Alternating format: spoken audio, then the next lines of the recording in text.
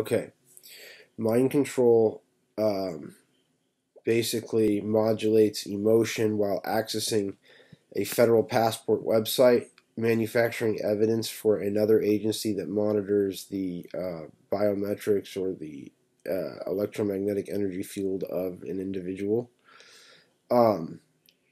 So, like, the modulation of the heartbeat is detected, and they do detect the tempo and rhythm of the person exactly.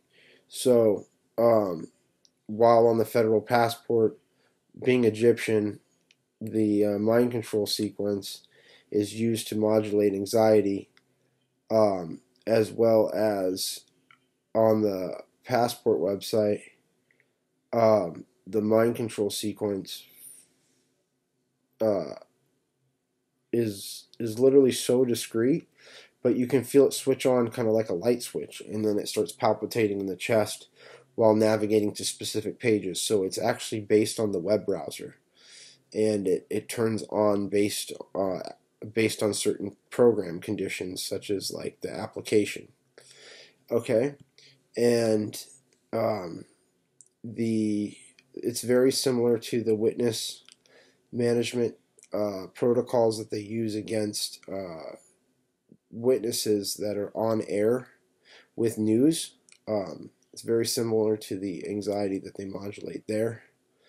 Um, it's very similar to the anxiety they modulated to witnesses September 11th, 2001 that were on air with the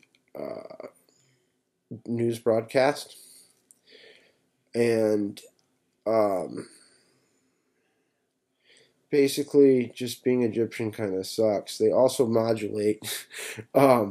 When I took my passport photo, they modulated like my facial expressions to look more like I could be a questionable threat, and then they engineered in one sequence like a bunch of synthetic thoughts that were associated with the perception of the photo.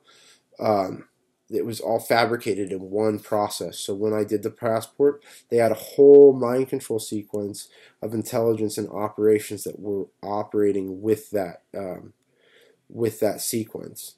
So they fabricated the facial expressions in the airport in the passport photo. They modulated the anxiety on the passport website. They used a lot of detail. I mean, they take in consideration a lot of stuff. So that's how they do it when they're manufacturing potential threats against the country or viewable threats. I'm not a threat, but anyhow, you could perceive me however you will.